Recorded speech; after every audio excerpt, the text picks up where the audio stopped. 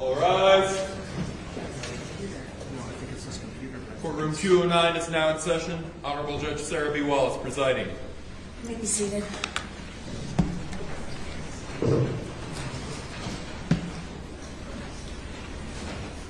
We're on record on 2023 CV 32577. Norma Anderson versus Jenna Griswold and interveners, Colorado Republican State Central Committee and Donald J. Trump. May I have entries of appearance?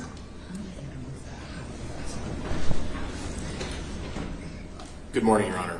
For petitioners, Sean Grimsley, Eric Olson, Nikel Suss, Jason Murray, Martha Tierney, and Mario Nicholas. Good morning, Your Honor. Jeff Blue on behalf of intervener Donald J. Trump. With me is Scott Gessler, Jacob Roth, and Justin North, and Joanna Bila. Good morning, Your Honor. Jane Raskin on behalf of the Republican State Central Committee, and with me are Michael Rio, Volker, and Robert Gizmo. Great. But then I lose it. Okay. Your Honor, we're having a small technical problem. Just finish Oh, I'm sorry. the appearances. Oh, yeah. Good morning, Your Honor. Michael Koblarczyk from the Attorney General's Office on behalf of Respondent Jenna Griswold in her official capacity as Secretary of State. With me at council table is Deputy Secretary of State Christopher Beal. Great, thank you. You're having technical problems, Mr. Blue? Yeah, I have multiple monitors that I use, and apparently the computer is trying to put my second monitor up there, so I need to turn off that, and I did it so long ago I don't remember how I did it, so it's just going to take me a few minutes. Okay.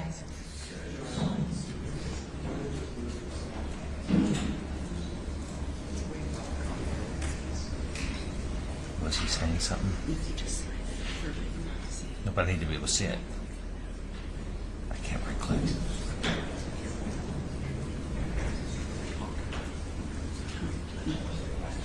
Gosh, your edge of this might take the name right back. Let's get rid of that regardless.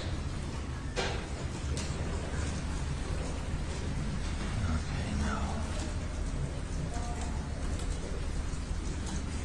Oh, here we go. That didn't work. Where's my... No, I'm over there. Jesus Christ. That do anything? And see what that does? Thank you. All right. Oh, wait, I'm sorry, I have to get rid of this. And then I should probably maximize this, right? Oops. Minimized. Is that what we need to do? I think we're good, Your Honor. Okay. And before we start, Your Honor, I just wanted to give you, we have 3 witnesses today. We're going to start with Ms. Kramer, and then we have 4 witnesses today. I'm sorry. We have 4 witnesses today. It just keeps dropping. Yeah, no, we have Ms. Kramer, and then we have Mr. Van Flein, and then we have Mr. Bjorklund, and then Congressman Buck.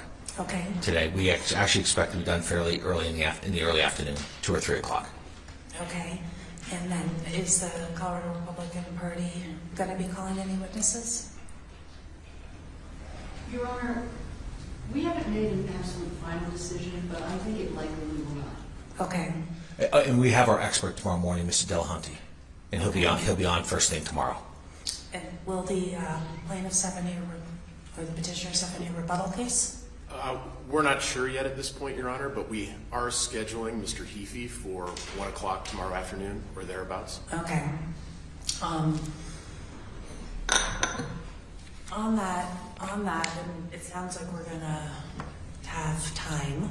I think it might make sense if people want to do closings, to do closings on Friday, if the parties want to. So why don't we maybe talk about that after the next break? Okay, we can Because talk. we had previously talked about doing closings after the fact, or not at all. We talked about doing them 10 days from now on Wednesday the 15th. Your Honor, if you remember, part of the reason for doing the closings then, though, was to give you your 48 hours. Yeah. And we're not doing our findings of fact and conclusions of law until next Wednesday, so you'd be way outside of that. I think the point of that was to give you that ability. Yeah, but at the same time, I thought that the general consensus was that the parties could waive the 48-hour requirement.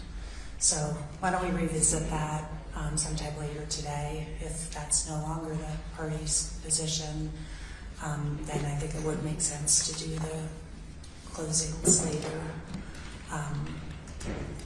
But there's a chance, I guess, theoretically,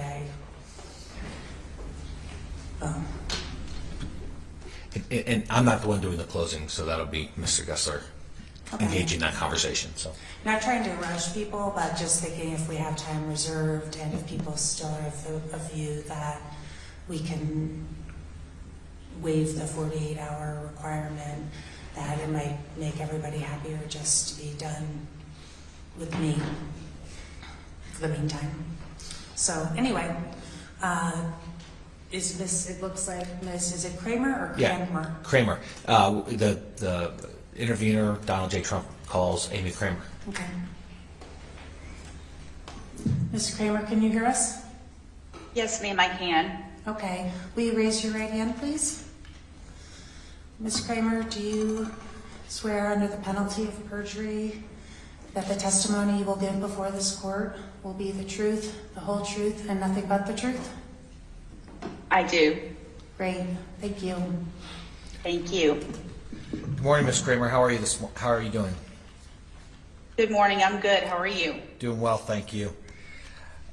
So could you please start with telling us a bit about your history in politics? Yes, I'm one of the founders of the modern day Tea Party back in 2009.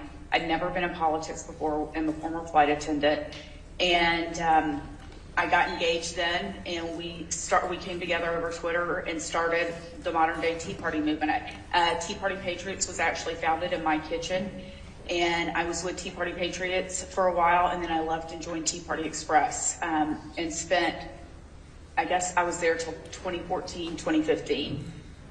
And honestly, the Tea Party movement started out of, we were opposed to big government spending with the Bush administration, and then Obama got elected.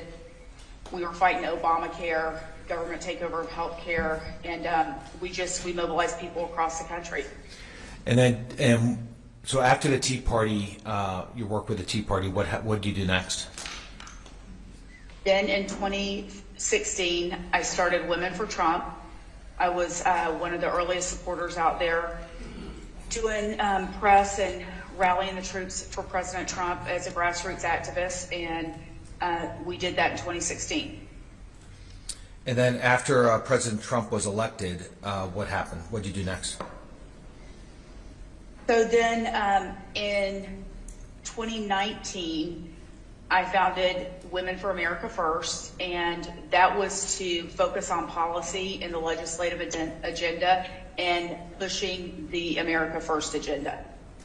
And who runs Women for America First? I do. We have a board. And who else is a part of it? Jennifer Halsey, and then Kylie Jane Kramer. And does Women for America First have any social media accounts? We do. And who runs those? There's a number of us that run them. And different people have access to those, is that what you're saying? Yes. And did there come a time that you worked with an organization called Angel Families? Yes, it wasn't the organization, but in 2019, when President Trump wanted to declare an emergency and use the funds for a border wall, and the government was shut down, and everybody was talking about the effect on the government workers. They're going to run out of their health care paychecks and whatnot, and there are a number of angel families. An angel family is somebody that has lost a family member to an illegal immigrant.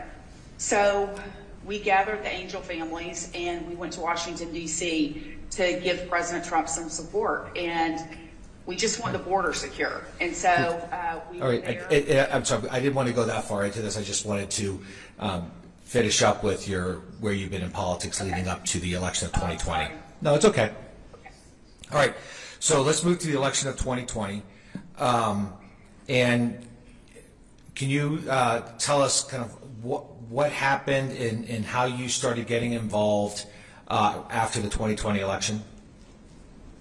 Yeah, so 2020 was a crazy year, as we all know, from COVID, and so nothing seemed normal. And then the night of the election, I mean, Trump was winning big, and then you go to bed and you wake up the next morning and it's totally flipped. And so it was obvious something was going on. These states stopped counting, and there were a number of states that stopped counting, and there was something going on, and people knew it across the country. And so we started, nobody was doing anything. The campaign wasn't doing anything. The RNC wasn't doing anything. I mean, there was nobody. And so I did what I do, and that's mobilize people and bring people together. And so I came together with a group of people, a coalition, and people started going to their state capitals and showing up and standing together and demanding election integrity. And at some point, did you decide that you needed to head to Washington, D.C.? Yes. Well, it was obvious that there was something going on, and so Washington, D.C., you know, people could go to their state capitals because not everybody can go to Washington, D.C., but a lot of people wanted to go to Washington, D.C.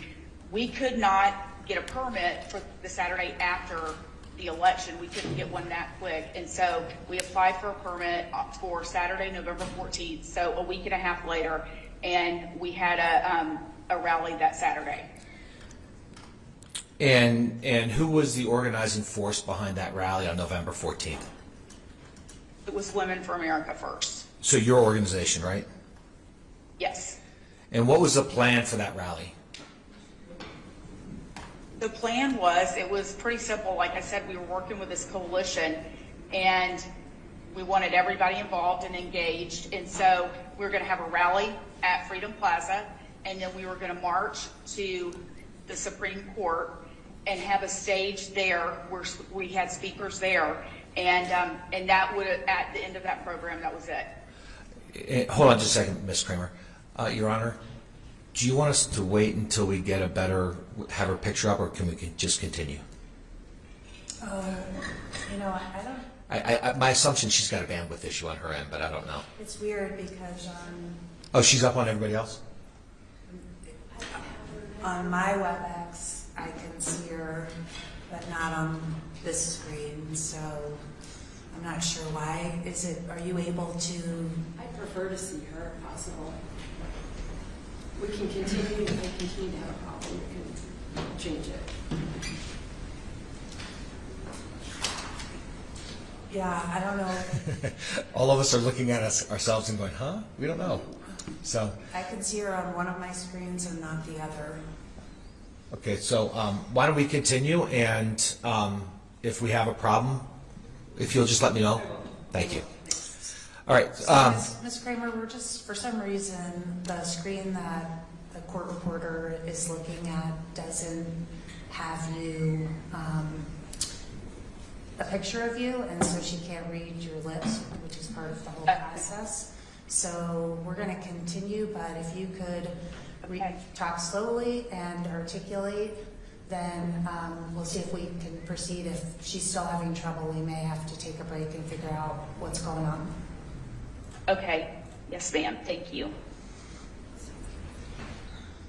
Oh, apparently there was a setting on my computer that tells you how technologically savvy I am or not. Is there a way where you could make it so she is the primary? We can, Do you know how to do that? I don't. This is the best view we're able to get. Oh, okay. Yeah, it's with the two of you locked in. Okay. You're stationary on WebEx. Okay.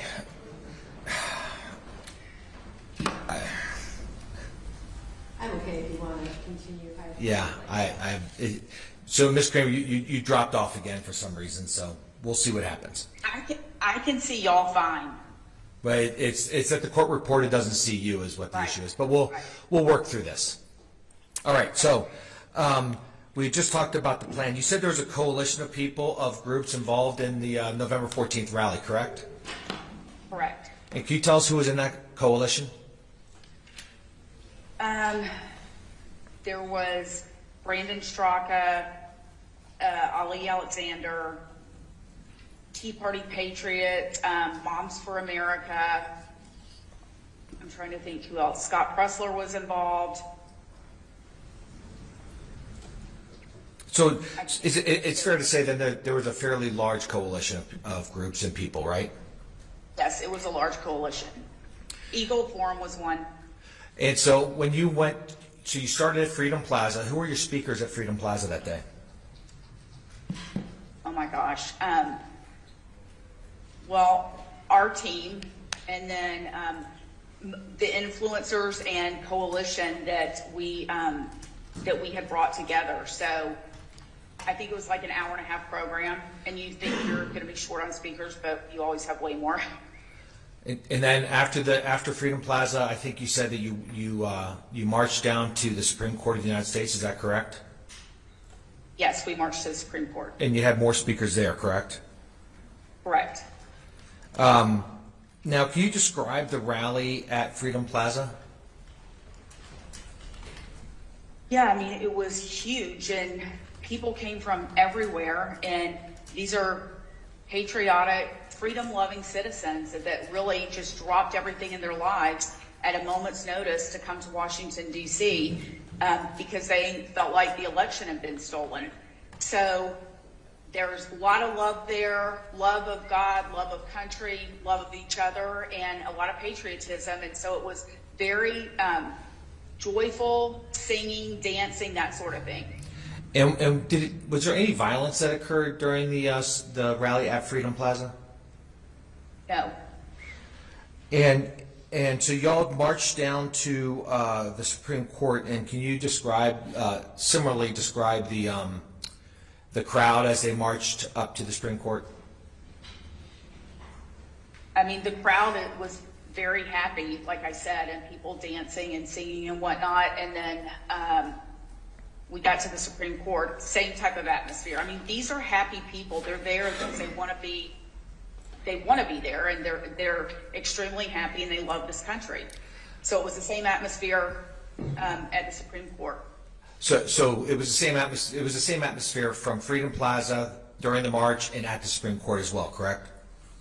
I didn't march up there with the group. I went after the group, so I can't say what but yes, these are when they got there, it was the same type of atmosphere.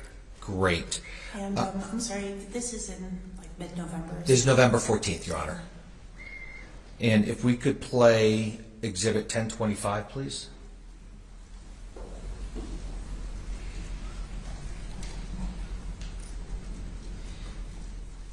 And this is a video, Your Honor.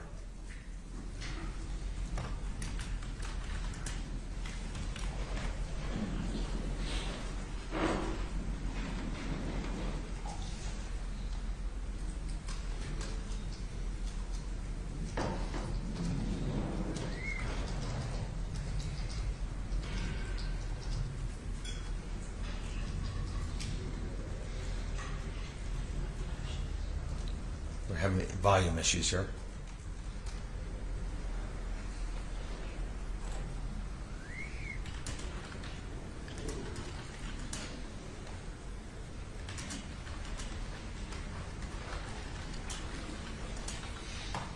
The technology guy.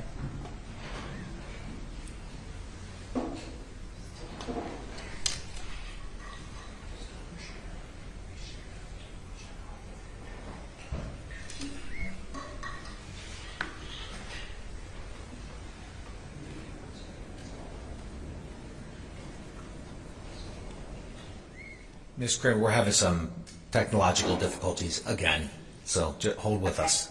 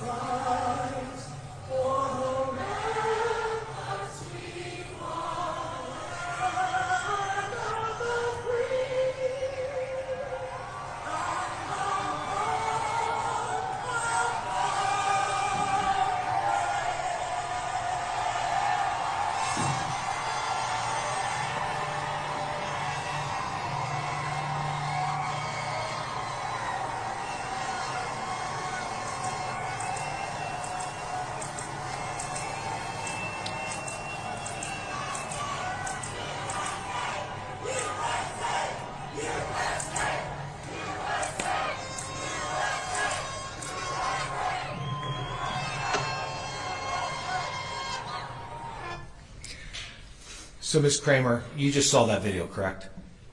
Yes. Okay. Can you tell us what's happening there? Well, that video is actually from December 12th, the second rally that we had. But I mean, it's the same type of atmosphere. There were just more people December 12th, and we didn't have the flyover. But what we were watching was Bay Cagle, who is with our with Women for America First, singing the national anthem, and they're singing along, and all of a sudden, here comes Marine One, the president, and as you saw that, he flew over twice, and the crowd loved it. They went nuts. And you didn't take that video, did you? No. But you were there when that was happening, correct? Yes, one of my team members took it. And that is a fair and accurate representation of what was occurring at that time, correct? Yes. Your Honor, I'd like to move mission of Exhibit 1025. Any objection? Question the relevance of it, but we'll let it in. 1025 is admitted, but I just want to make clear, so that was on December 12th, is that correct? Yeah, and we'll reference it back to it when we get to the December 12th rally, because we'll be talking about that in a few minutes. Okay. Now, Ms. Kramer, do you know a man named Vernon Jones? I do. And can you tell us who he is? Yes, he is a politician here in Georgia. He was a Democrat and then left the party and became a Republican. He ran for governor here in the state of Georgia. He was in the state legislature before that. And did he speak at the rally at the Supreme Court on November 14th? Yes, he did. And was there anything specific that he said that you thought was relevant or notable? Your Honor, objection. We tried to get in other speeches from the ellipse that day on January 6th, including from Rudy Giuliani and John Eastman. The other side objected strenuously. That was far more relevant, I think, to what President Trump was doing, since he was referencing those two. So we'll object to any reference to other speeches. Sustained, unless we want to... Well, what we're asking to have put in the record would just go to the state of mind of the crowd and what was happening in the crowd. As would the Rudy Giuliani and John Eastman speeches, Your Honor. Yeah, I think you could ask her what the state of the mind of the crowd was without having her repeat what the speeches said, which is clearly hearsay, and you've objected and have sustained your objections on what other people said at the January 6th rally. Thank you, Your Honor. So, Ms. Kramer, did anything notable happen as the November 14th rally was wrapping up? Well, so we were at the Supreme Court, and as the speeches were going on, Congressman Louis Gohmert was there, and he kept bringing up new members of Congress, Lauren Boebert, I think Madison Cawthorn, and a few others, Bob Good. And it was November, and so the sun was starting to go down, and the Supreme Court police kept saying, you need to wrap it up, you need to wrap it up. And he finally said, you need to wrap this up because Antifa's over there at the church, and we're not going to be able to keep y'all separated, and you need to get out of here before dark. And so we wrapped it up because we wanted people to be safe. Your Honor, I would move to strike testimony about what she was told by an officer that is being offered for the truth of the matter asserted. Sustained. So, Ms. Kramer, was there a specific reason, without referencing anybody else, was there a specific reason you're trying to wrap it up before dark? Same objection, Your Honor. We'll see if she can answer without just saying what people told her. We wanted, this was our rally. Our name was on the permit, and we wanted to know that people were safe. We didn't want to put our supporters in a dangerous situation. And we knew there were agitators, and so we wanted everybody to get out of there, and that was simply it. It was to keep our supporters safe.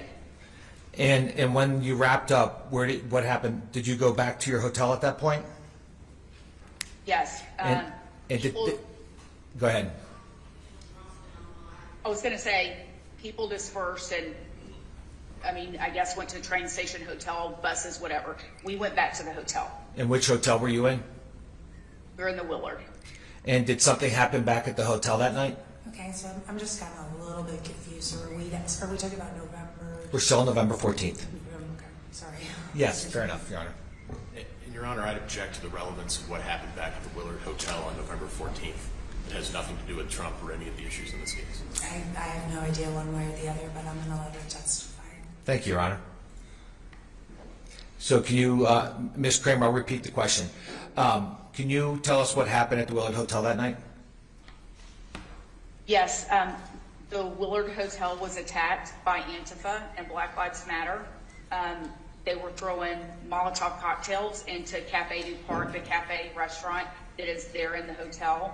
And then they shut down the hotel because then they started shooting fireworks at the building. So the Willard shut down and nobody could go in or out. And so it was that way for a number of hours, probably 3 or 4 hours.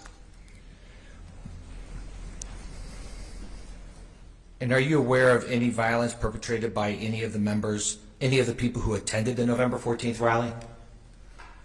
No, I'm not. So after the November 14th rally, it's my understanding that you all did a bus tour, is that correct? Yes. And what was the name of that bus tour? March for Trump. And where did you go?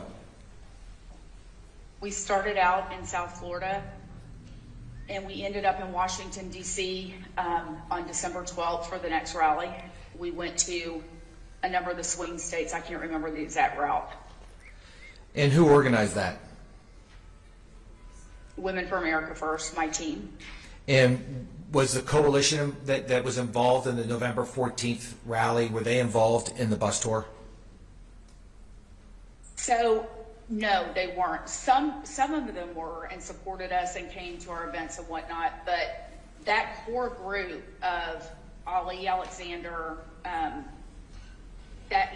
we stopped working with him right after that very first rally. And why is that? He was not. What? I'm sorry. I'm sorry, I talked over you. I shouldn't do that. Please finish what you were saying. We stopped working with him right after that first rally, and he would. We cut off all communication because he was out online attacking us and whatnot. So we just went and did our thing. We went and did what we know to do, and that is to mobilize people, rally people across the country. That's what Tea Party Express. That's what we did with Tea Party Express. I don't even know how many bus tours we did. And over that time, did you hold rallies in various cities during that tour? Yes, we did. As I said, we went through a number of those states, and we have held rallies in those states. And can you describe the crowds at those rallies? I mean, it was, it's the same type of atmosphere like we just saw on the Freedom Plaza rally. The people come there, they're happy, they want to be part of this, and they love their country, and they love President Trump, and they really believe that the election was stolen, so they wanted to have their voice heard. And are you aware of any violence by any members, any people who came to your rallies as supporters during the bus tour? There was nothing perpetrated by our supporters, but there were incidents where we were attacked. And can you give us a few examples of those? Yes, so Your at Honor, a national... I have a standing objection to the relevance of attacks on them by other organizations.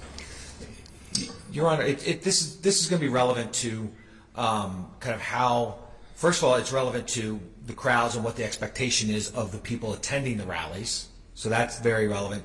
And to the security, any security concerns were not about the people who were attending the rallies, but about the other people who are the counter-protesters. Okay. I'm not sure it would be relevant in any event, but if that were true with regard to the January 6th rally, I might see the relevance, but to rallies predating January 6th, I don't. Right. The assumption is that it's a precursor to what happened on January 6th, and that I don't know, maybe that's why people brought weapons, so that they could defend themselves. We'll find out, but I'm going to let the interveners put their case on. So you may have a standing objection, and I'm going to let them put their case on, so it's overruled. I will stop saying it. All right, so Ms. Kramer, continue, please. I'm sorry, I forgot where we were. You had talked about various attacks on the supporters who are coming to your rallies, and you were talking about what those were. Yeah, so we did a rally in Nashville, one of the suburbs outside of Nashville, and we had 4 security guys with us, and they would stand. They were doing what they knew to do, and so there was a guy standing like in the back of the crowd, and one of our security guys noticed he had a Molotov cocktail. So Greg, our security detail, I guess tackled him, got the Molotov cocktail away from him, and they arrested him. The police arrested him. So he was going to throw that into the crowd. That same rally, there was somebody that ran over Greg's foot, and Greg maced him, and then he hit a car, and the police came and arrested him. We were in Nashville another time, and this was before Christmas, and we were doing a canned food drive at a shopping center parking lot, and here comes somebody with a sharpened screwdriver to stab us. And again, our security detail handled it. I mean, they tried to run us, a number of times they tried to run us off the road. So all over the country, but we had our security detail in a car in front and back, and so nothing ever happened from that. But those are the kind of things that happen. Thank you. And again, did the supporters who were at the rallies engage in any violence? Objection, Foundation. No, not to my knowledge. Thank you. Overruled. And so let's move on to December 12th. December 12th, you all ended up in Washington, D.C. again. Isn't that correct? That's correct. And and that was going to be another rally. Can you describe what the plan was for that rally? It was the same plan as November 14th, that we got the permit for Freedom Plaza. We were going to march to the Supreme Court. We had a stage at the Supreme Court, do the same type of program, some of the same speakers. I think we had new speakers too, and that was it. And were any of the former members of the November 14th coalition who you had cut ties with, did any of them speak at the December 12th rally? No, they did not. I wanted at that point to keep ourselves away from the crazies, the agitators like Ali Alexander and Alex Jones, and so we had cut ties. We were having nothing to do with them, and we didn't invite them to speak. And what kind of people came to the December 12th rally? Same type of people that were there before, exactly the same. Some of the same people were there, and then of course new people, but again, just freedom-loving Americans. I mean, people came, single people, married people, there sometimes 3 generations, the grandparents, the parents, and the children. I mean, it's a family-friendly type of atmosphere, and so it was the same type of people. A joyful crowd. And did you take any precautions with your buses on December 12th? Yeah, so we were concerned because we knew that Antifa was, again, they were trying to instigate, agitate, and because of what they did the night of, we didn't have a bus on November 14th, and they attacked the hotel. So my concern was that December 12th, we had 2 buses with us, and these are big buses that are very expensive, and my concern was that the buses would be attacked and vandalized. So we actually parked the buses in Arlington, I believe, so that they would be safe and not right there in the open for attack. Great, thank you. And was there any violence at the rally on December 12th? No, there was not. And we showed a video earlier, which was Exhibit 1025, that was from that that rally, and that was a good representation of the crowd during the rally on December 12th. Yes, that was December 12th, and it was an amazing day. And did anything happen as you were leaving the rally, as you're leaving Washington, D.C. later that week? Yeah, so we were actually going to do, we were going to take a big card to Metro PD to say thank you for your service. And on the way there, the bus was attacked. Somebody started throwing burritos at the bus and attacking us. And so one of our security guys got out and handled it, and then we were on our way. So I'm going to jump forward now. Well, let me just, after December 12th, you continued the bus tour, isn't that right? Yes, we did continue the bus tour. We took a break there and traveled to the West Coast. Some of the team did not go home because we're in the middle of Christmas.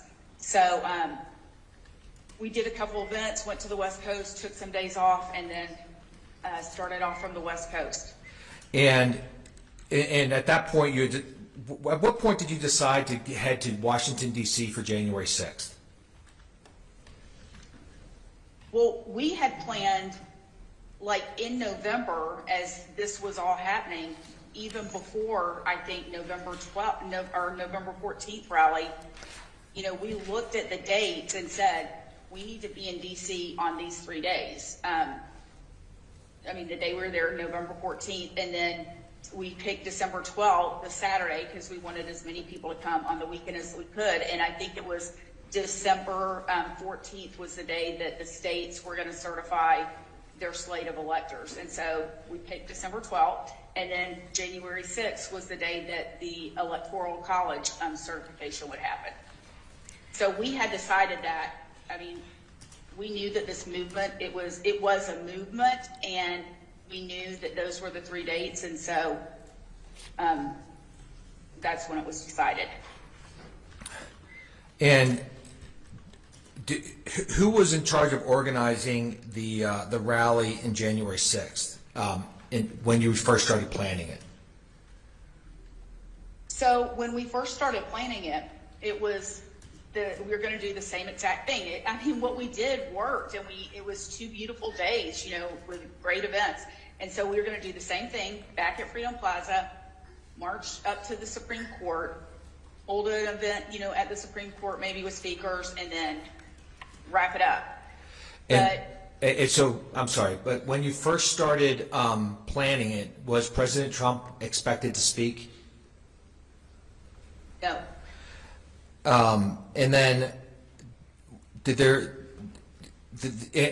let's step back a bit, I'm sorry. So before President Trump agreed to come speak at the rally, where was it planned to be held? Originally, it was going to be at Freedom Plaza, just like the other 2. And then, but then, and then at some point, there came a time where President Trump agreed to speak. Isn't that correct? Yes, Trump's campaign reached out and said, would you mind moving your January 6th rally to the Ellipse and possibly having the president speak? Well, of course, I mean, absolutely. And it was a security thing, you know, and I mean, common sense. I mean, that Freedom Plaza, there was no way the Secret Service was going to let him come there. There are open buildings and whatnot all around. But I think we moved it to the Ellipse because they could control that environment, and he was safer there. So we just applied for the permit for the Ellipse. And how did the organization or the planning for the speech change when after President Trump agreed to speak? So before I committed to doing it, I went to my team and said, okay, we have an opportunity. They want to move to the Ellipse, and it's possible that President Trump is going to come speak. but I want everybody to weigh in on it, because if you do something with the White House, we're probably, they're going to take control and whatnot, and Secret Service. And I just need to know my team's on board. And they were like, absolutely, why would we not? And so what happened was, logistically, it was different because we had a much bigger stage. The National Park Service required flooring, and, then they need the Secret Service, I guess, the Magnum, I can't even say it. Metal detectors? Yeah, the metal detectors. So logistically, it was different, but, and so what we did was, when Caroline Wren had come to me, Justin Caporelli with the Trump campaign actually came to me first and asked me to talk to Caroline about Caroline, and I said we would, and then we agreed to move it to the Ellipse. We did the permits, and then all of a sudden, Caroline's trying to take over our event and put these wacko speakers up there that we had already cut out, the Alexanders and Alex Jones of the world. And so it was a power struggle, and Caroline thought it was her event. I mean, she tried to hijack our event. At the end of the day, that's what it was. And let me just stop you and direct you a little bit more. And if you could just try to speak a little bit slower, that would be great, since the court reporter can't see you. Sorry. And Ms. Court Reporter, are we doing okay? Okay. So was Ms. Pearson's testified earlier, so we don't need much details, but could you tell us how this dispute was resolved with Caroline Wren? Right, so when Caroline stepped into a hornet's nest, she had no idea what she was getting into with all these different people, and it was a mess and people arguing. And so Katrina was brought in to smooth everything out and try to get everybody on the same page. And so the morning actually of go ahead. And so at some point it's your understanding that she went to the White House to resolve the speaker issue, correct? Right, so we said, Alex and Ollie are not speaking, and she's insisting, yes, they are. And so what we did is Katrina combined, because they had one list and we had one list, and Katrina combined the list, and she went and met with the president with the list. Thank you. And when you're talking about Katrina, you're meaning Katrina Pearson, right? Yes, Katrina Pearson. And what happened? We don't need to go into too much detail, but what is your understanding of what happened at the White House with regard to the list? Objection, Pearson. Sustained. Okay. So did you go to the speech on, let's talk about the speech on the rally on January 6th. Were you there? Yes, I was. And could you describe what it was like? It was cold as hell, number one, but it was the same type of atmosphere. People had come from all over the country, and they were concerned because they believed the election had been stolen. And I mean, same type of thing. It was very, very uplifting, patriotic, and just full of love. I mean, happy people dancing and just waiting to see their president. And what kind of people were there? Were there, individuals, families? What kind of people were at this event? I mean, I would say many types of people. We had elderly people there. We had blue collar workers there. We had professionals there. There were donors there. It was just a wide variety of people that were there. And were you there for President Trump's speech? Yes. And can you describe the reaction of the crowd while he was speaking? Well, these people love President Trump, and so they couldn't wait to see him. And they're cheering for him. And when he does these speeches, he plays off the crowd, and they're very reactive. And so it was the same type of thing. It's the same type of thing that you would see at a Trump rally. And were you seeing any anger in the crowd? No. No, I mean, no, not at all. And as you were listening to President Trump, did you get the feeling that he was telling people to storm the Capitol? Absolutely not. Absolutely not. And when he talked about fighting, what was your understanding of what he meant? Was he looking for physical fighting, or was he looking for political? No, he was like metaphorically, political. I mean, we say fight like hell all the time, or, we never back down, continue to fight. I mean, that is not physical fighting, that's metaphorical. And so as President Trump was making his speech, I want to kind of do this again, and making the statements about fighting, how was the crowd reacting to that?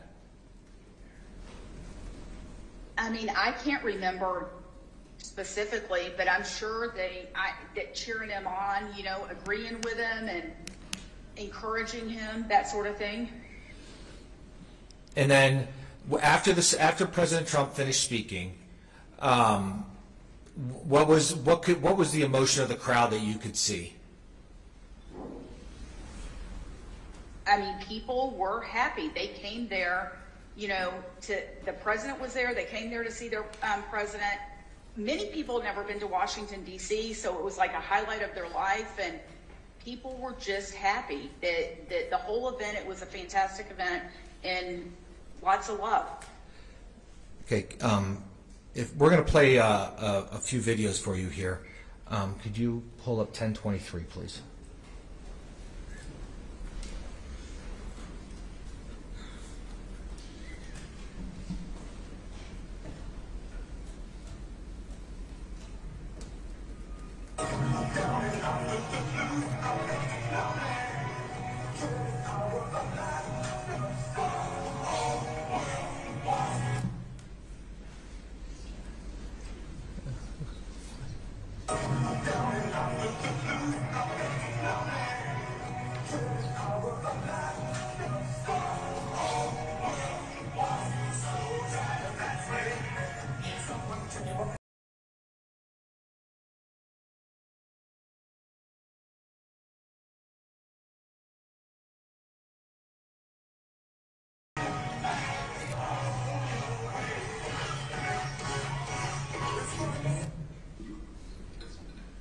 So, Ms. Pearson, have you seen that video before?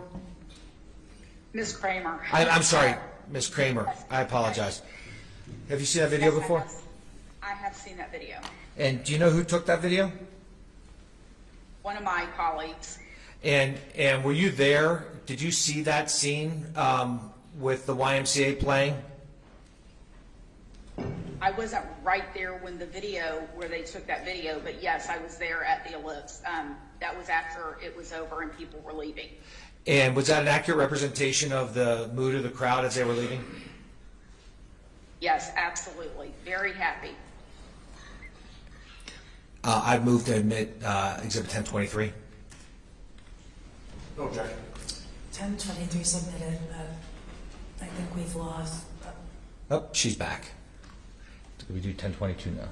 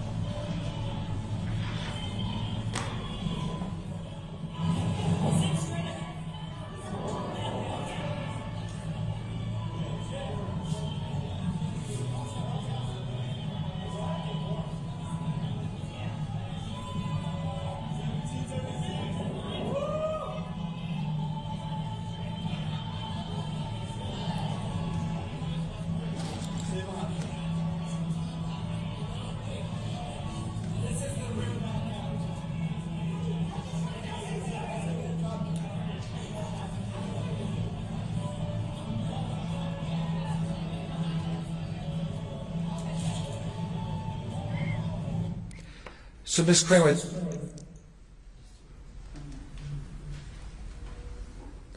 we had turned the volume off on one of the computers so that we didn't get the echo. That is, that's another video of the people leaving the rally on January 6th. Isn't that correct? I didn't see another video. It didn't come up on my screen. I'm sorry. All right. I saw it though, and I will take judicial notice that was a video of January 6th. So we don't want to play it again? If you could play it again, that'd be great. So she can see it. You want to see it? All right. Okay, so I'm just wondering, and I don't profess to be technical at all, but it seems like it works better on Joanna's computer than yours. Is there any way just to have? It actually is on her computer, and it's being cast into the WebEx from her computer. But it works like. Is there any way? Is there anything we can do to make this? Here's what I think is happening is I think the internet connection on Mr. Blue's computer is not coming in as great. That's why Ms. Kramer can't be seen. She can be seen on mine. So a little bit of tech trickery to show mine, but then she might not be able to see the video with sharing screen and stuff. So we might have a little tech witchery. Can we take Mr. Blue's computer out of the equation? We probably could. We would not have him on camera. I think that's okay. I think that maybe Mr. Grimsley, one of the attorneys, wasn't on camera. And I mean, I have this. It's not a great view, but it seems like Mr. Blue's computer is the issue. And I'm just wondering if we can short circuit that.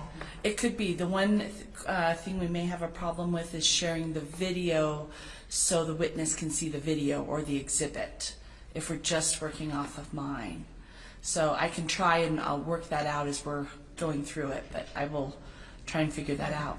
And would it help at all to turn on You know what? Mr. Blue's camera? You know what, Your Honor? Let's do this. Sorry. Won't enter that exhibit. We have the other video that you saw. We don't need this video. They're basically the same. So. No, and I was just thinking moving forward. Yeah. Well, I don't have any more exhibits, so this solves the problem by dropping that exhibit. What was that exhibit number? 1022.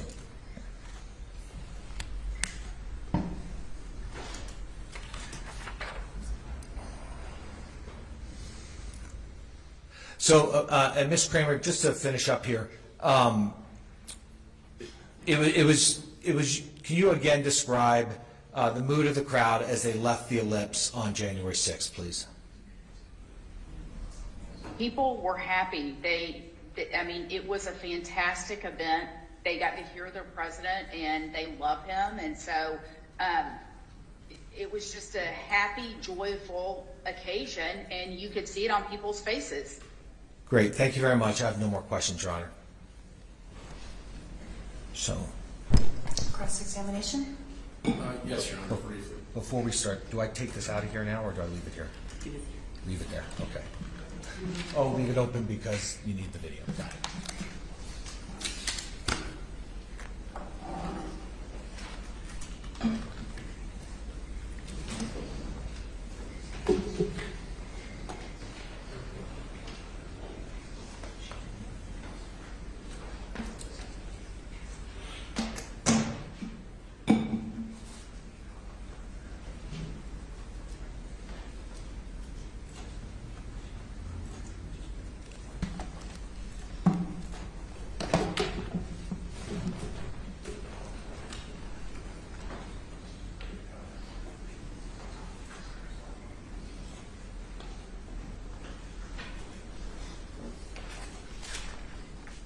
Good morning, Ms. Kramer.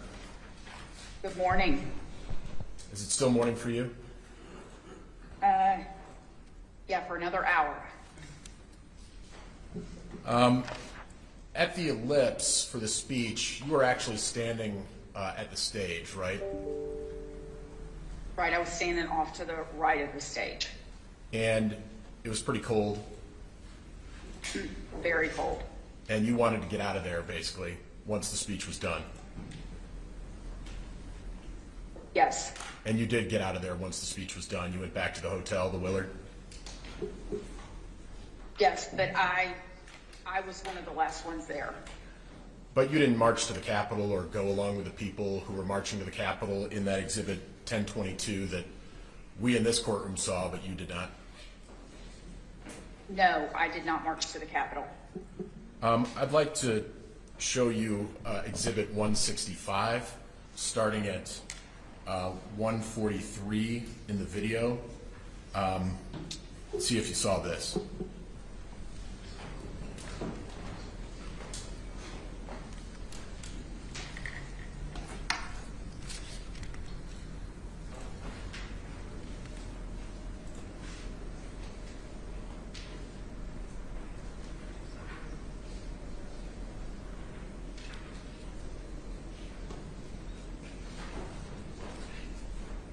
Anyone you want, but I think right here we're going to walk down to the Capitol. Here we're going to walk down to the Capitol. Yeah!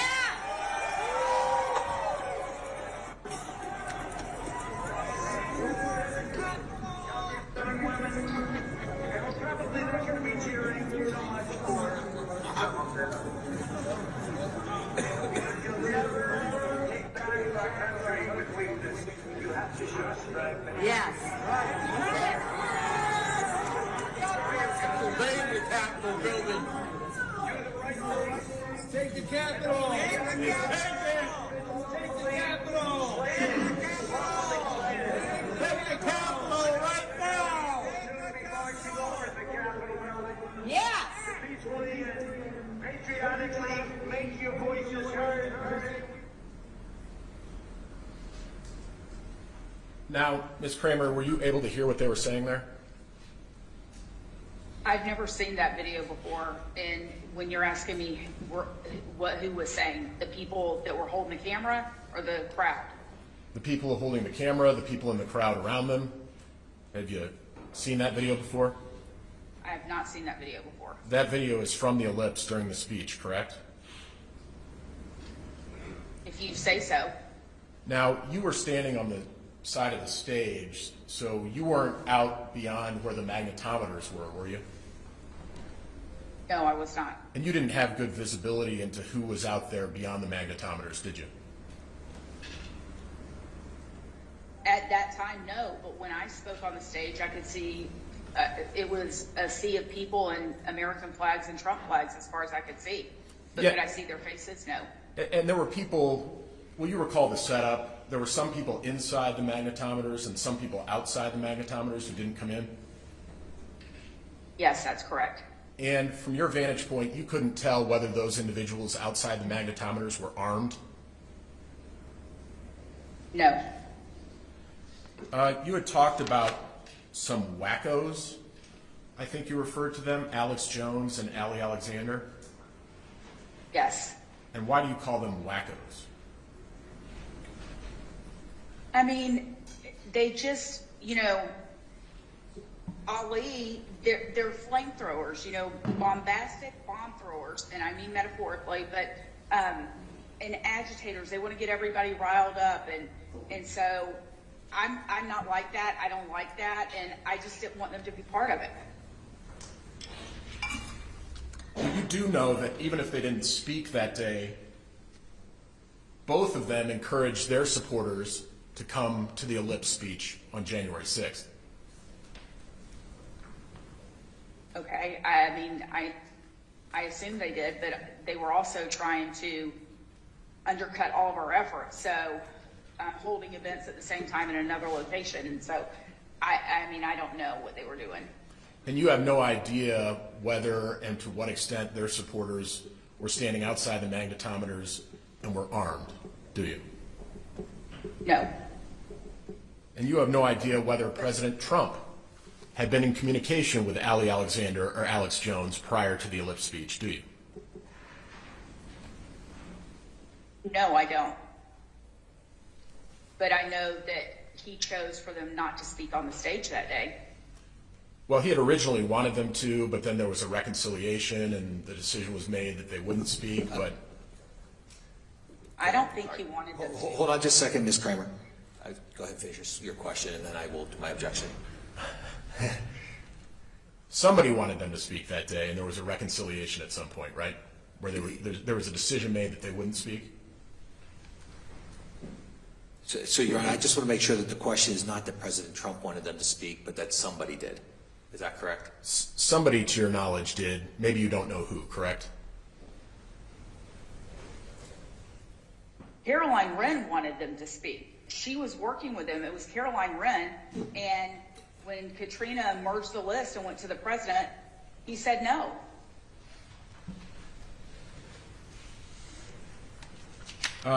You're familiar with a group called the Proud Boys?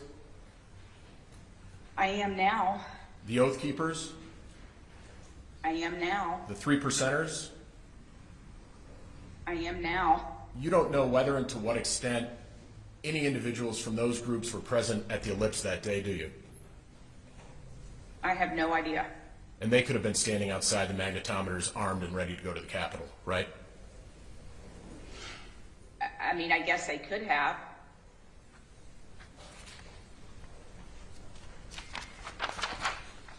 I'd like to play Exhibit 1022, which was the exhibit that counsel during direct attempted to play.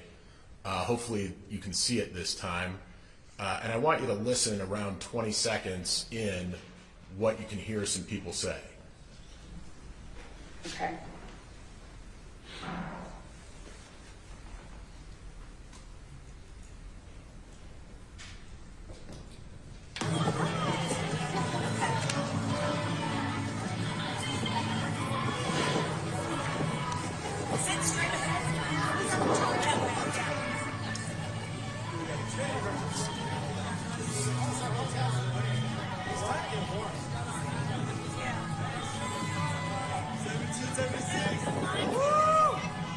So you can stop the video. Did you hear the person yell 1776 and then whoop? Yes. Now, you weren't there marching to the Capitol. You were going back to the Willard or already at the Willard at this point? Yes, I went back to the Willard. Okay, so you don't know what that person meant when they were saying 1776 whoop. And while somebody is carrying a "Don't Tread on Me" flag. No. Now, you had said that individuals at these rallies were patriotic, freedom-loving citizens, and I think you may have referred to them in one of your tweets as happy warriors. I'd like to show you Exhibit P94, a clip from that. P94A, please.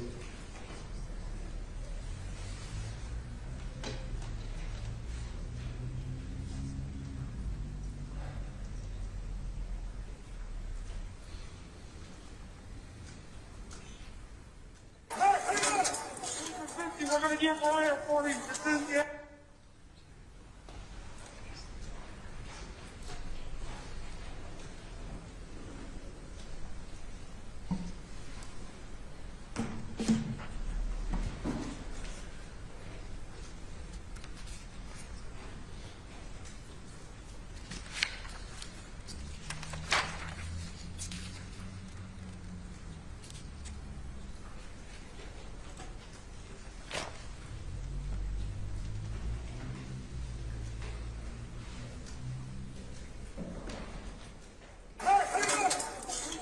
We're going to get lawyer warning. This is the out of here. We're going to get lawyer warning.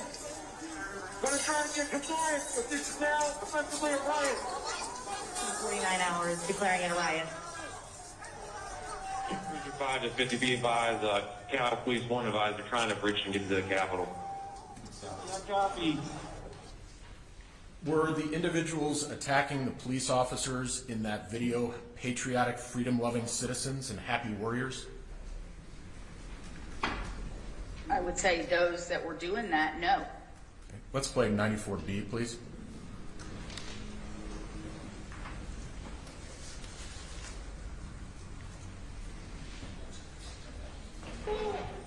My kids didn't have the courage to do what should have been done to protect our country and our Constitution, giving states a chance to certify a corrected set of facts, not the fraudulent or inaccurate ones which they were asked to previously certify. U.S. demands the truth. Bring out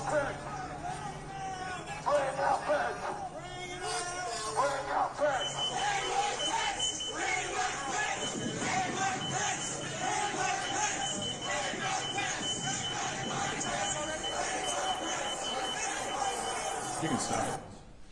Were the individuals you saw there attacking the Capitol and chanting "Hang Mike Pence" patriotic, freedom-loving citizens and happy warriors? I would say no, they weren't. But I mean, I can't speak to who was there and what everybody was doing. I mean, it's the first time I've seen that video. You were at the Willard at that time, huh? Yes. Let's play 94C, please.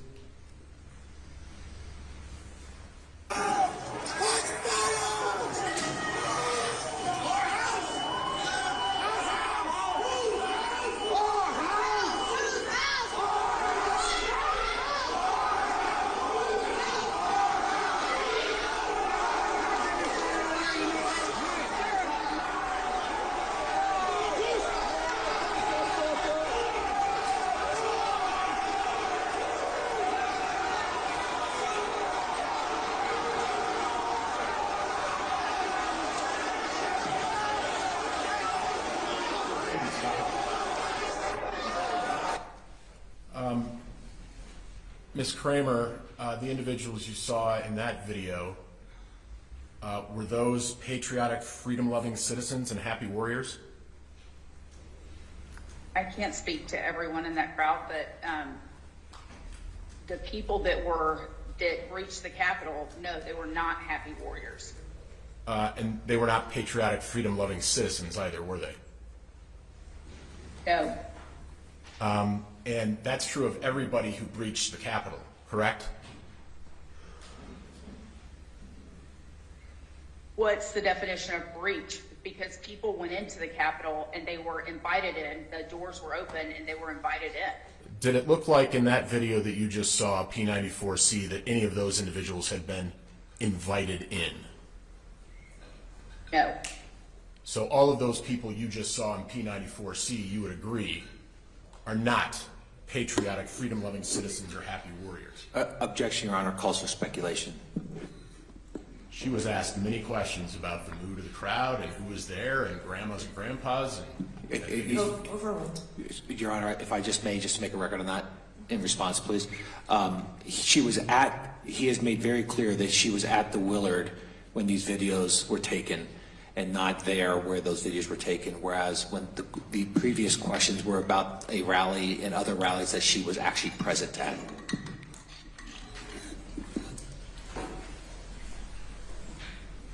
Right. Overruled. She can answer. If she's not able to answer, then she won't.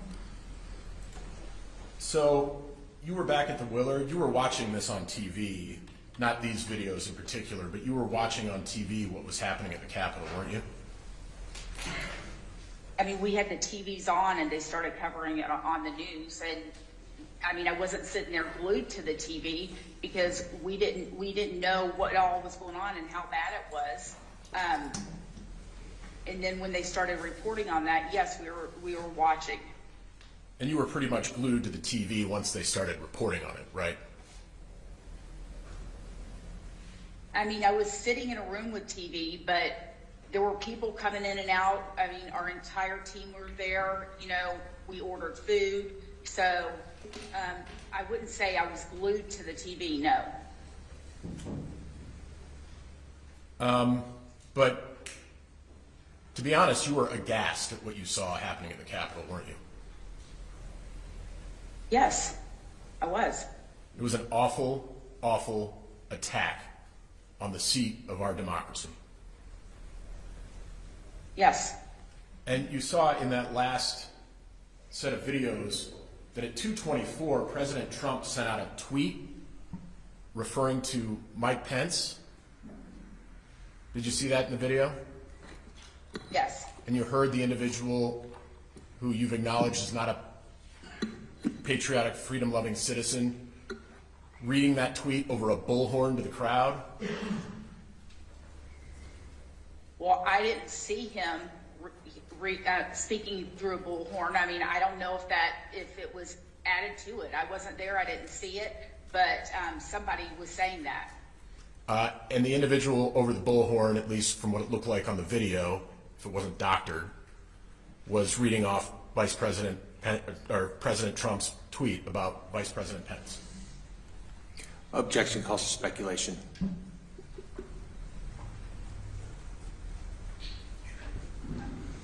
Sustained. And because you were at the Willard, you had absolutely no idea how the crowd reacted to hearing or reading President Trump's 2:24 p.m. tweet about Vice President Pence. No, I mean, I wasn't there, so I couldn't speak to that. You have to agree that if somebody sent a tweet like that as President of the United States at 2:24 p.m., knowing that the Capitol was under attack, that's a despicable thing to do. Objection, Your Honor. Argumentative. They went into President Trump's intent. Overruled. I can't speak to what the president did. But you would agree that it's a despicable thing to do to send out a tweet like that if you know the Capitol is under attack and Vice President Pence is in the Capitol building. Can I see the tweet again, please?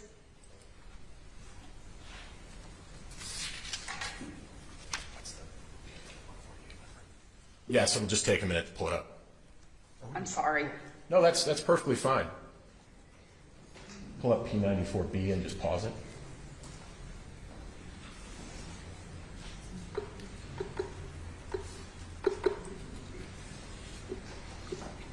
Excuse me, Your Honor. She asked to see the tweet. Yeah, 94B has a tweet on it. Oh, okay. There we go. I thought you were just going to do it. No, sorry. So there's the tweet, Ms. Kramer. Okay. And you agree that if you knew the Capitol was under attack at 2:24 p.m. as the commander-in-chief, and you also knew that Vice President Pence was in the Capitol, that this is a despicable tweet to send out? Well, I don't know when the president learned about what was going on at the Capitol, number one, and I don't know if he knew that Pence was there or not. He was stating what he believed. I mean, those were his beliefs. Those were his beliefs, and he stated it. You may not like it, but that's what he put out. Now, you personally, we've already said this, believe that the attack on the Capitol that day was a horrifying event, right? Yes. And if you could pull up P267, please.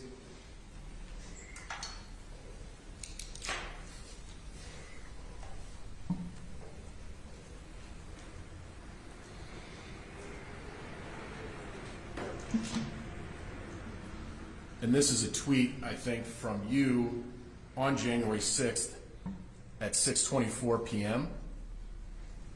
Right. And you say, I think today signified the end of the Republican Party. And you Right. have a photo of the crowd basically heading into the Capitol, right? I have a photo with a sea of people. I don't know that they were heading into the Capitol, Well, but there was a sea of people. Why'd you say today signified the end of the Republican Party? Because actually that day, the RNC had done nothing through this entire time, the 2 months, 8 weeks, whatever it was. The RNC had done nothing. They had not reached out to us for support. They had, not come to speak at our rallies, absolutely nothing. But yet they were fundraising off of election integrity. And then that day, which was a big day, Ronna McDaniel, no one was there from the RNC. They were on Amelia Island at the Ritz-Carlton for their winter retreat. So people are already mad at the Republican Party. And I said, I think today signified the end of the Republican Party. So your view is it was a bad day for the Republican Party, not because there was an attack on the Capitol, but because the RNC wasn't there? I think they're two different things. I mean, I can think that it was a horrible attack on the Capitol, and the RNC has nothing to do with that. Now, you, to this day, believe that anyone who thinks there was an insurrection on January 6th is an idiot. There was no insurrection. Pull up P273, please.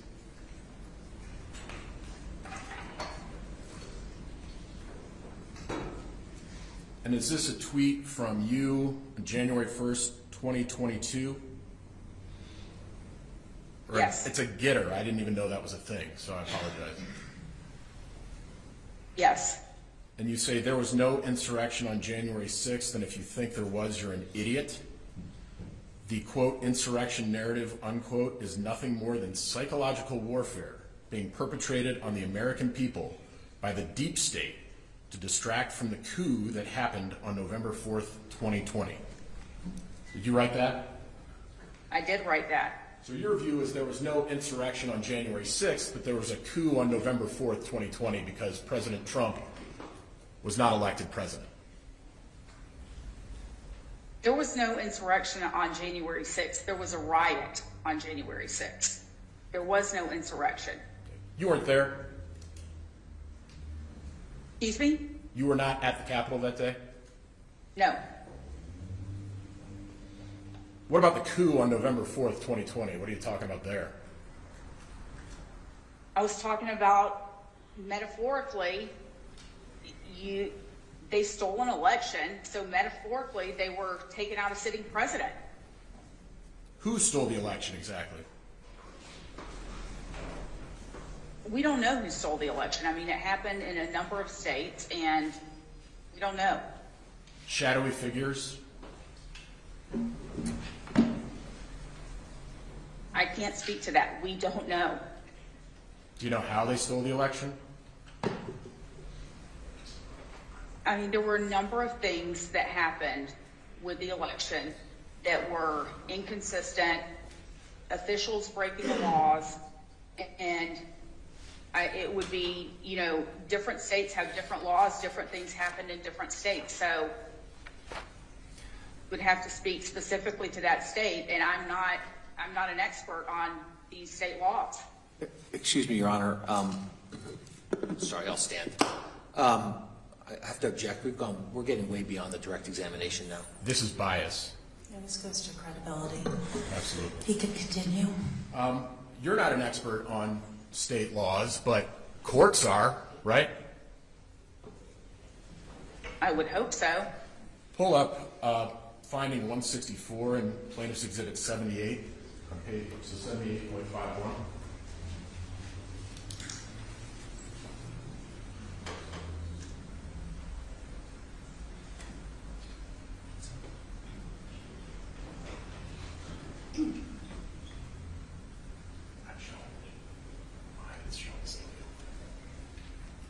Do you see a set of findings there?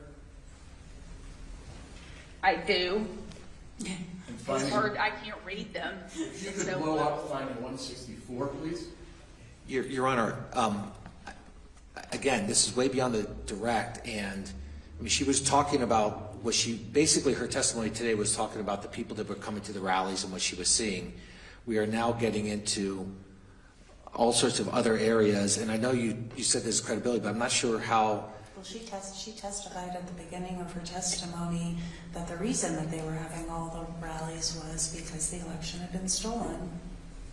So it's not actually beyond the scope of the direct. Plus, I gave you free rein to ask her about anything you wanted, and he can probe into that, both for bias and to show prejudice and credibility. Thank you, Your Honor.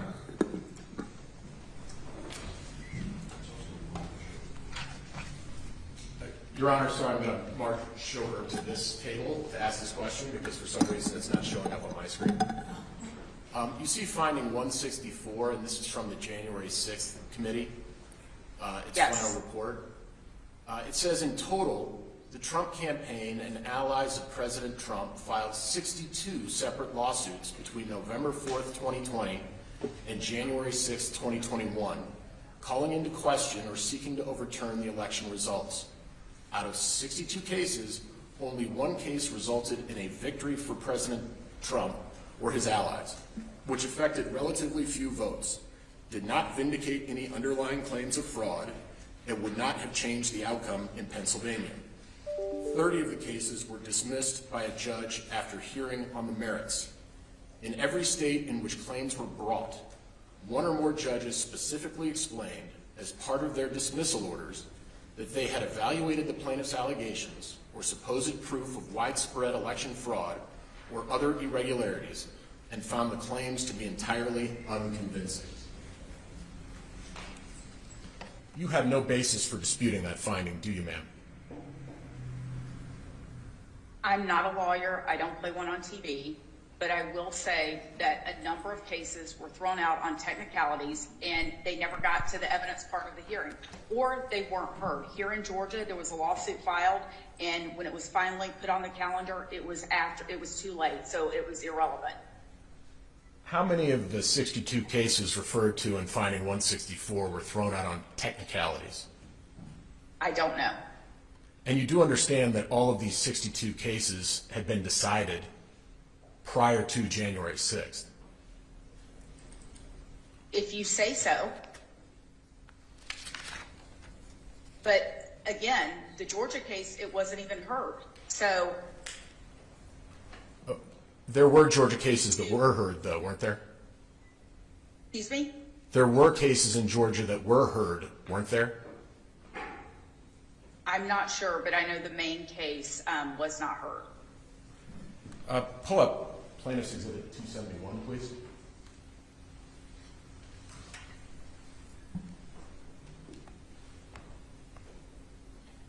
And do you see this is a tweet that you sent out just last week? Yes. In fact, I think it would have been Saturday, so less than a week ago, right?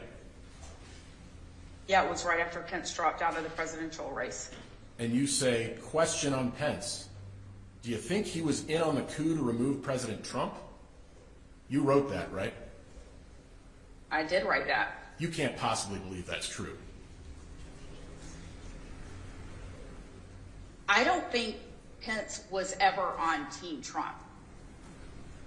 You can go back to 2018, and I was in the media raising hell because Vice President, all this Russia collusion story was going on, and he wasn't defending the president. He was part of the campaign, and he wasn't defending him. And I was on CNN saying, where the hell is the vice president? So I don't know what Pence was doing.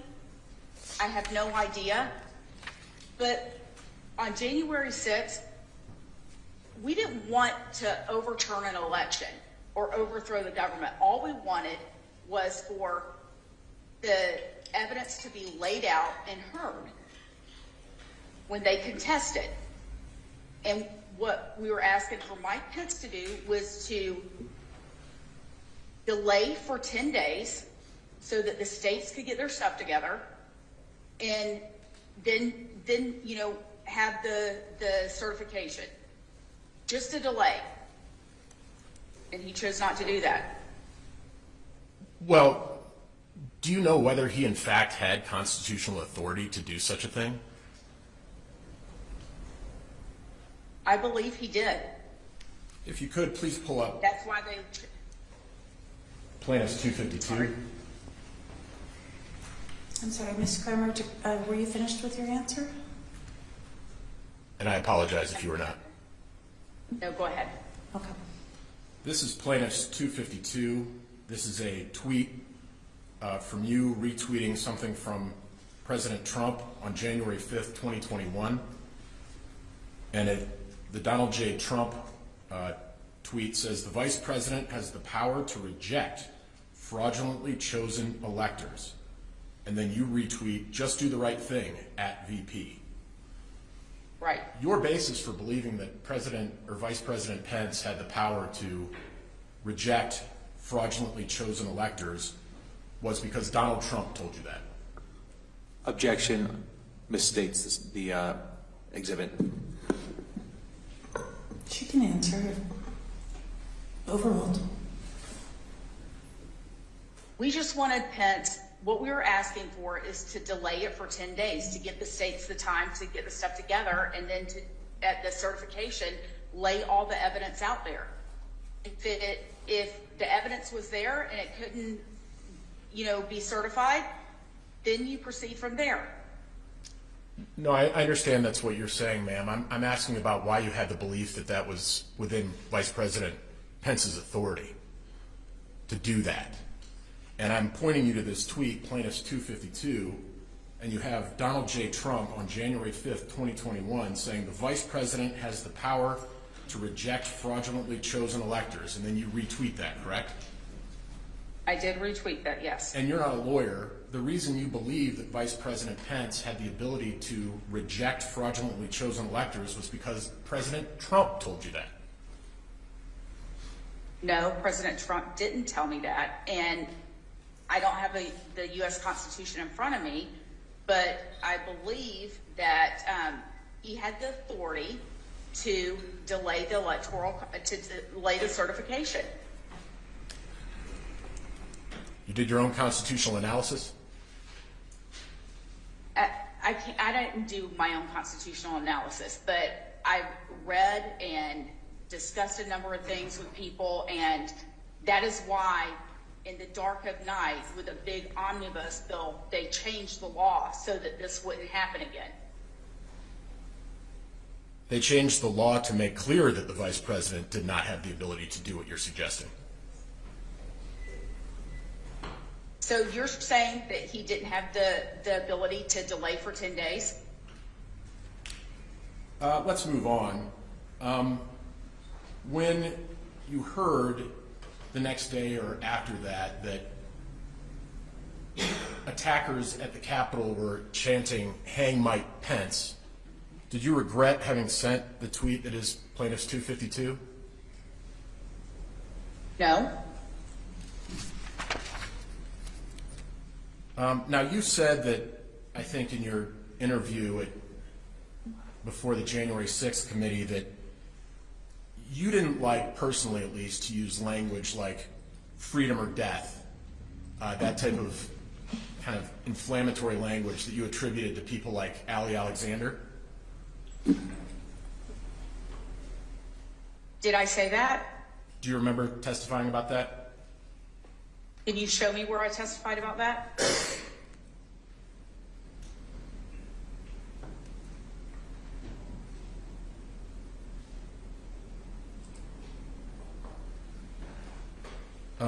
Could you go to page P241, Exhibit Plaintiffs 241, page 27?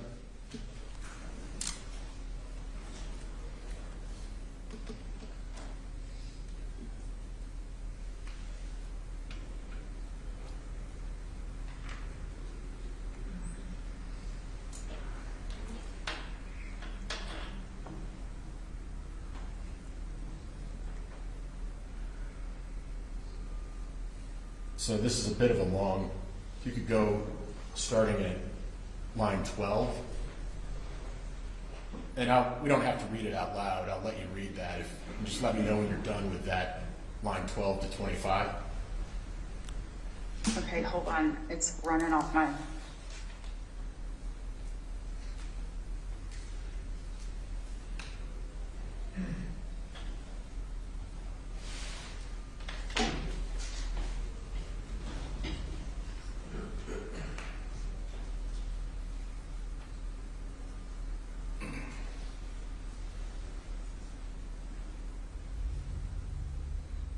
Okay, where do you want me to read to? From lines 12 to 25.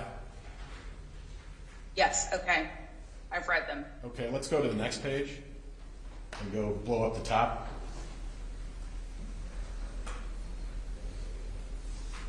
And if you could, so on the next page, you were asked, okay, all right, so the type of language he would use, I think he said victory or death, that. You say, yes, that language. And you're talking about Ali Alexander here? Yes. And the question then is, yeah, using language like that gave you a concern about, as you said, inciting. And I guess it wasn't the way you spoke about things, I guess. Is that right? Your answer? Yeah, I'm not like that. And I mean, I guess I would probably be, I'm passionate, I'm very passionate and I mean I can get people fired up, but I'm not going to go out there and say victory or death. I mean, that's just, to me, that's ridiculous. And you don't know if somebody's going to take it seriously, right? Literally. So I'm not a fan of that. Did you give that answer in your interview? I did. And you were concerned that, from the page before, that rhetoric like that could incite people to violence? I don't think that is helpful, yes. You actually said inciting on the page before? Right? So rhetoric like that can incite people to violence? If that's what I said. Now, you'd be especially worried if somebody as powerful and as popular as the President of the United States used rhetoric like that, wouldn't you? I mean, a number of people use rhetoric like that. I personally do not. But given your concerns that such rhetoric could be viewed as inciting violence, you'd be quite concerned that somebody who had the biggest bullhorn probably in the history of the world saying things like that. I would never be concerned about President Trump inciting violence. He wouldn't do that. That's not how he is. Let's go to Plaintiff's 148, page 49, tweet at the bottom.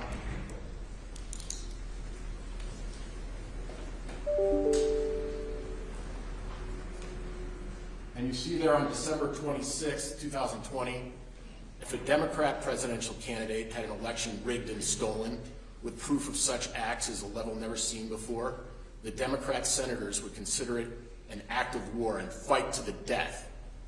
Do you see that? I do. That's the type of rhetoric that would concern you could incite violence.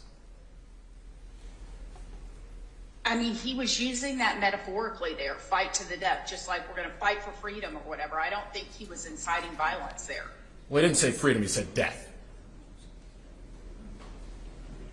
Right, and I'm saying he was saying metaphorically.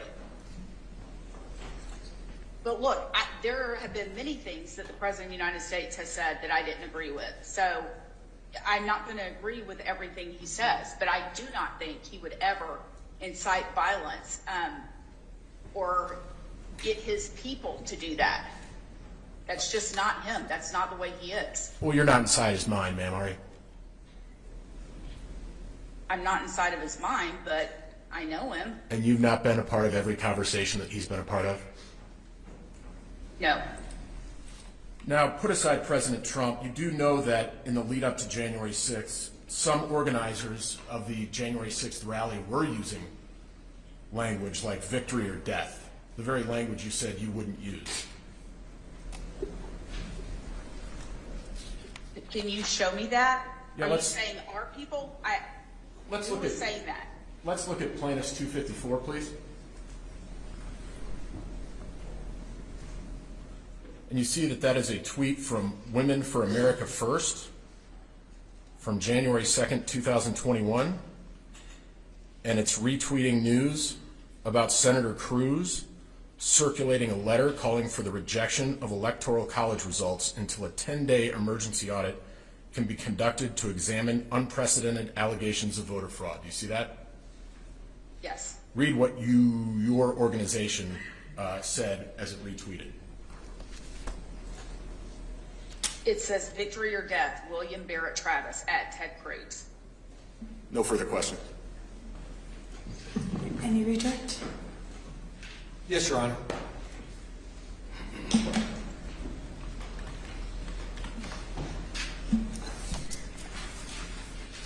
Could we go back to Exhibit 148, page 49, please?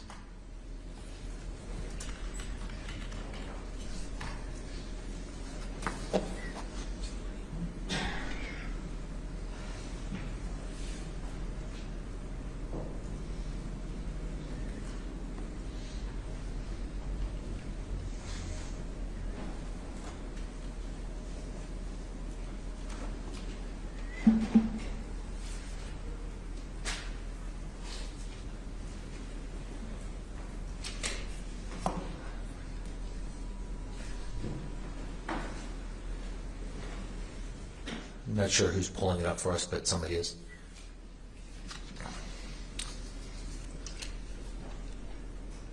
And could you blow up the bottom one, please, so we could read it better?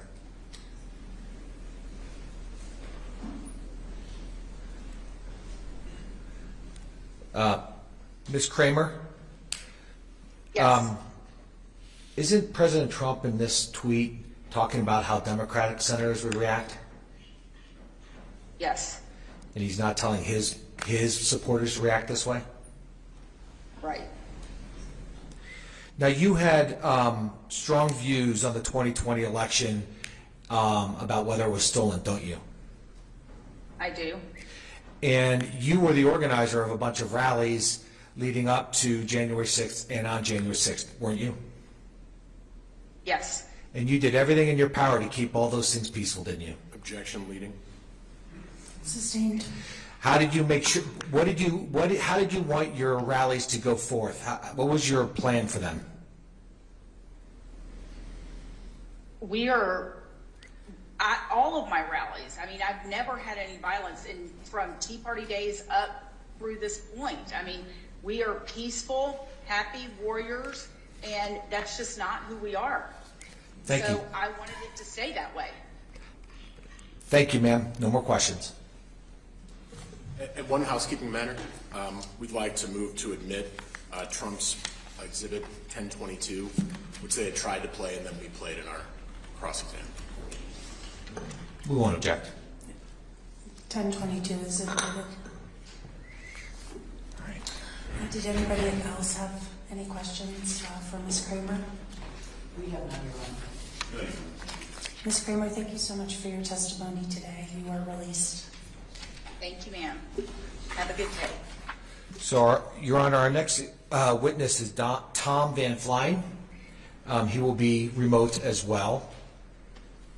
And why don't we, so you can get set up and make sure he's actually there. We'll take our morning break a little bit early and reconvene at 9:55. Great. Thank you very much, Your Honor.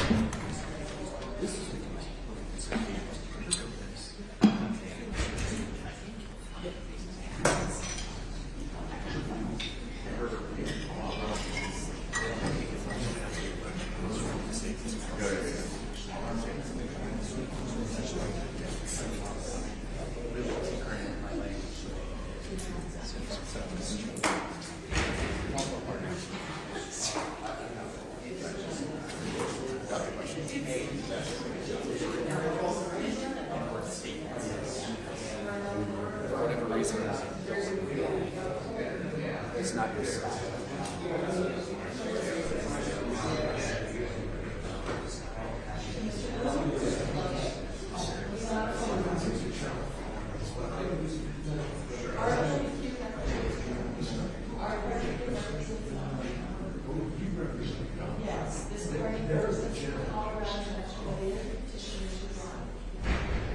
So lay out so we have a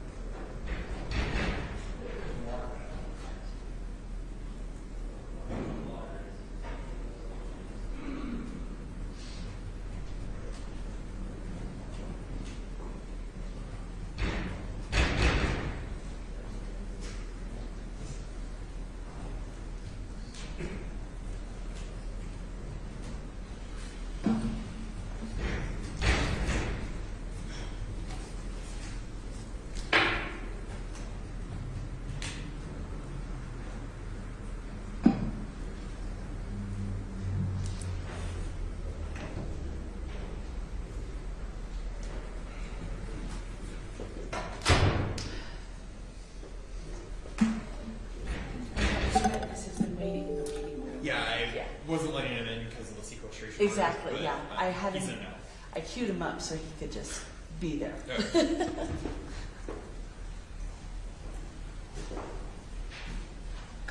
Yep.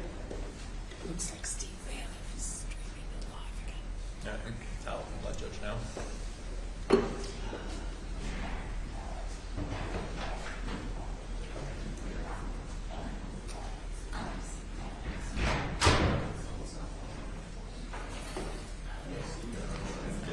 It's hard when they're training. Fortunately, that's not happening.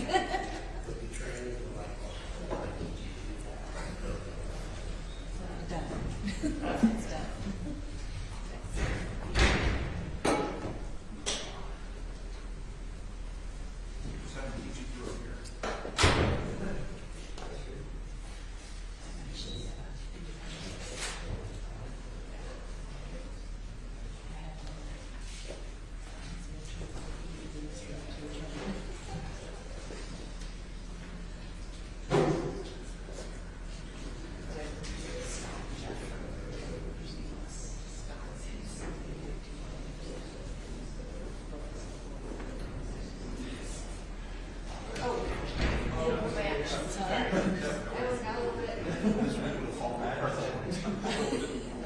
Thank you. Thank you.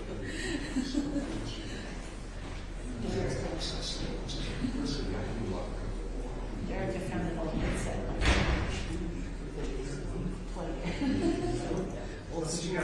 Old school headsets.